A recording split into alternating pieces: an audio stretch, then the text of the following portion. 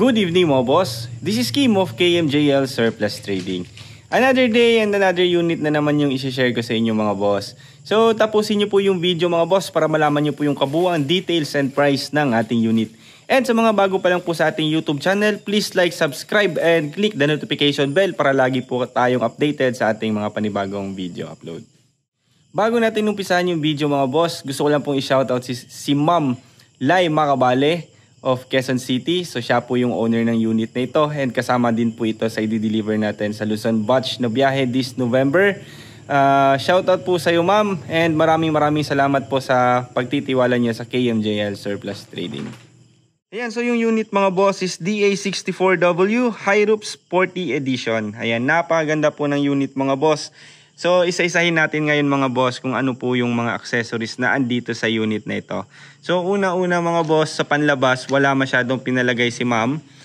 Meron po siyang pina-add na 3M wrap around tint. So ganun setup pa rin mga boss, alam nyo na yan. 3M sa harap, medium black, super black and medium black sa likod. So yung 3M tint natin and yung ating medium black, yun po yung may vision sa driver, vision ng driver, vision ng side mirror ng driver, and sa pinakalikod yung ating back glass is vision po ng ating center mirror.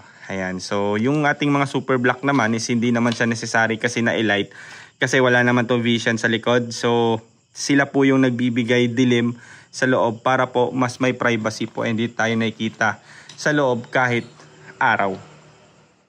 So pag sinabi natin DA64W mga boss or wagon unit, matic na po yan, all power po siya and power mirror. So mamaya papakita natin kung anong meron sa loob nito. But before natin yan i-check yung interior, ito po yung kanyang pina-add na brand new rims and tires. So kanyang size is 15 inches po yan mga boss. Napakaganda and napaka-sexy talaga. Bumagay din, ito din po yung mismong pinili na color and design nila Ma'am Lai Macabale. So syempre pag 15 inches yung ating rim, naglo-low profile po tayo ng gulong. So yung size po ng ating gulong is 165 by 55 R15. Ayan. So wala po yung sayad mga boss. Kahit i-full po natin na liko yung manubela, wala pong sumasayad dito and wala po tayong ginawang adjustment dito sa bumper. Pure stock po yan. Fit na fit po siya. Wala pong nagko-conflict sa size niya. So brand new rims, brand new tires and brand new lug nuts. So yung lug nut mga boss, yung pinili natin na kulay is chrome para meron po siyang contrast. So ayan, bagay na bagay talaga. Sporty edition po yung unit natin mga boss. So ganito po yung grills ng ating Sporty Edition. So meron po tayong tatlong klase or tatlong variant po ng wagon. Meron po tayong Samurai Edition, Sporty Edition, and Smiley Edition. So para sa akin mga boss, mas paborito ko talaga yung mga Sporty Edition. Although yung ating Smiley is high-end, but siguro nagbibigay angas sa Sporty Edition dahil yung kanyang design ng ating grill is honeycomb. So, originally, ganyan po talaga yan. Wala pong ginawang customized dyan sa kanyang grill. So, ganyan po yung original niya or pure stock po talaga na grill. So, meron siyang grill dito, honeycomb, and then meron din po siyang hood liner na chrome. At syempre dahil po Sporty Edition or Wagon Edition yung ating unit mga boss, meron na din po siyang original na fog lamp. So yung design po ng fog lamp ng mga Wagon is square. So hindi po yan fabricated mga boss, original din po yan. And isa din po sa feature ng mga Wagon mga boss, pagka mga top of the line na Wagon, meron na din po siyang kasamang mga body kit. So sa harap, from left and right, meron na po siyang parang chin, but hindi po siya one piece, two piece po siya left and right. And then side skirt mga boss, and sa likod meron din po siyang 2-piece na body kit. Ayan. So meron po siyang option mga boss, pwede natin tanggalin, pwede din natin ikabit, but nonsense naman kung tatanggalin natin. So mas nilalagyan pa nga natin ito ng mga adhesive para hindi na sila matanggal. And lastly mga boss, yung isa pang feature po ng ating mga wagon is meron na din po siyang original na spoiler. Ayan. So original po yan mga boss, hindi po siya fabricated na fiberglass. So yan po yung mga meron sa mga stock ng wagon, kahit high roof or low roof mga boss, meron na po siyang body kit and meron din po siyang spoiler. So aside from that mga boss, pag wagon mga boss, kahit po yung mga low end na wagon, basta wagon po na DA64, ganito na po yung taillights niya. Wala na po sa bumper, andito na siya. So same sila sa mga high A's. But sa mga 17 wagon naman mga boss, dito pa rin yung kanyang taillights, but ibang design lang, pataas, pahaba.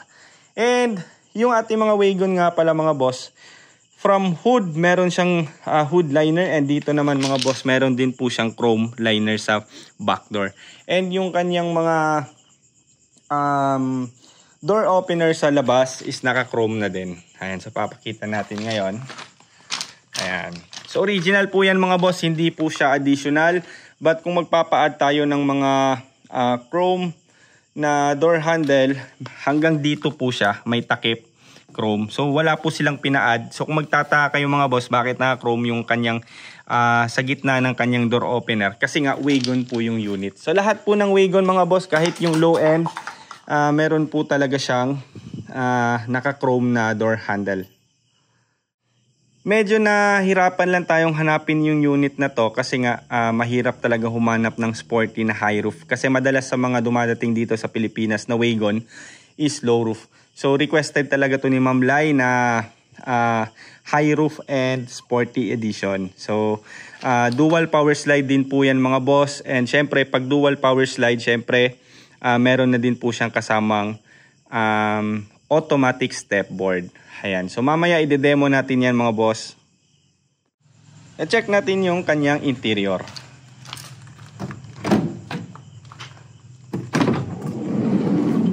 Ayan. So all power po siya. Power window yung harap and likod. And syempre power mirror din po yung kanyang side mirrors. Ayan. So interior mga boss, meron po siyang upholstery and meron din po siyang ceiling felt. So yung color and design ng kanyang upholstery seat mga boss is color gray sa gitna and black yung kanyang gilid. So design and color po to ni Ma'am Lai. Siya po mismo yung pumili and aprobado naman. Kasi nga hindi naman nagko-conflict yung kulay na pinili nila. So bagay na bagay talaga. Nagmumukha po talaga siyang VIP yung kanyang interior. And lahat po ng mga DA64W mga boss, kahit po yung low end basta DA64W, matik na po yan, captain seat. So yung captain seat natin mga boss, meron po siyang headrest and meron din po siyang armrest. Ayan. So pag wagon mga boss, yung kanyang panel gauge is meron na po siyang RPM. So pagka DA64V, wala po siyang RPM, but parehas lang po sila ng casing ng panel gauge. But yung design ng mga DA64W mga boss is meron na po siyang RPM. So same with semi-wagon turbo na DA64B. Basta mga turbo units mga boss, meron po siyang RPM na design. So magtataka kayo mga boss, bakit umilaw yung check engine? Kasi hindi to nakandar. Ayan, so aside from that mga boss, meron din po silang pinalagay na touchscreen stereo, 7 inches po yan. Meron na po siyang kasamang backing camera. Meron na po siyang FM, slot ng USB and micro SD. And at the same time, meron na din po siyang Bluetooth. Ayan. Isa din po sa feature ng ating DA64W na mga turbo mga boss, yung kanyang switch ng aircon and mga hazard. Itong isang buong switch na panel mga boss, digital na po siya. So yan, may kita nyo, dipindot na lang sila. So pag non-turbo po, same sa mga DA64V na non-turbo mga boss, yung ordinary, hindi po ganito yung kanilang switch ng aircon. So mas napa-social po yung kanyang panel switch ng aircon, yung isang panel buo. And meron din pong mga overdrive yung kanyang shifter. So lahat po ng turbo units mga boss, kahit mga DA64, basta yung semi-wagon turbo, meron na po siyang overdrive. So aside from that mga boss, syempre meron, hindi po mawawala tong ating water temperature gauge. So analog po yung gamit natin, hindi po tayo gumagamit ng mga digital and yung direct sa OBD. So eto po, manual po ito, mas accurate po para sa amin and mas tested. Ilang units na po yung nalagyan natin ito mga boss, and sa dami-dami nating nilagyan ng ganitong water temp, wala pa pong pumalya, bukod na lamang po kung nasira yung kanyang sender. But yung accuracy niya mga boss, accurate talaga. So dual power slide mga boss. So meron po siyang switch sa kanyang dashboard para sa ating automatic sliding door. Pwede din po dyan mismo sa kanyang door opener, kusa po siyang nag-o-open. So sa likod naman na part mga boss, meron din po silang pina-add na backseat. So laking tulong ng backseat mga boss, pwede natin lagyan ng mga tulad nito. Meron po siyang early warning device. Pwede natin lagyan ng mga gamit, mga extra tools, coolant, and other mga pyesa kung nagbabaon tayo ng pyesa. Lalo na kung mahilig tayo mag long drive. So yung ceiling niya mga boss, meron po siyang ceiling felt. All black po yan. Mas pinili nila ma'am na maging simple and mas aliwalas tingnan pagka naka-felt. And syempre mas mura ng konti yung felt kung ikukumpara natin sa leather. Kasi nga mas mahal yung leather, mas mahal yung materyales, tinatahi pa po yun. So yung ating felt is iwas din ng dumi kasi all black na po siya. So pag halimbawa maalikabok or nalagyan ng mga mancha, hindi po siya nahahalata kasi nga color black po yung felt na pinili nila. So syempre mga boss, kasama na po dito yung ating heavy PMS sa package. Heavy PMS is under chassis, ball joints, tab link, tie rod end, brake pads, brake shoe, cooling system, thermostat, T-cap, radiator cap. And sa engine naman, meron tayong change oil, change ATF, cleaning ng mga throttle body, intake manifold, spark plug, coils. Ayan, lahat-lahat mga boss, sinecheck natin yan. And syempre, nagro-road test din tayo. And after road test, kung meron pa tayo mga na-notice na problema, babalik tayo dito sa shop and gagawan ulit ng paraan and final road test. Plus, meron pa po siyang 3 days na endurance test. Kasi nga, door-to-door delivery po ito mga boss sa Quezon City. Ayan. So, presyo tayo agad mga boss. Yung kabuwang setup po ng ganitong unit is umabot lamang po ng 310,000 pesos. DA64W High Roof Sporty Automatic 4x2 K6A engine, turbo, dual power slide, and with auto step board. So meron na din po siyang 15 inches and yun nga po yung mga nabanggit natin ng mga other accessories. So 310,000 pesos, 310,000 pesos. So sa mga gusto pong magtanong at magpakutate, message na lang po kayo sa ating official Facebook page na KMJL Surplus Trading. Pwede din po kayong rumekta sa aking personal account, yung nakikita nyo sa screen.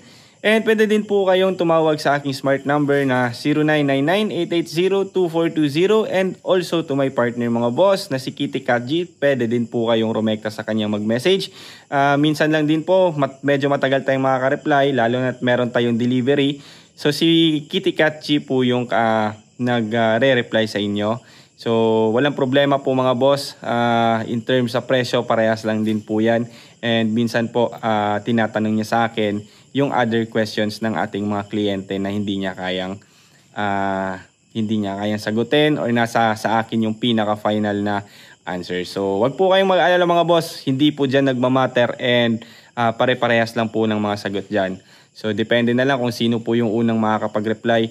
Anyway mga boss, maraming salamat po sa patuloy niyong pagsusuporta sa KMJL Surplus Trading and see you po sa ating next vlog.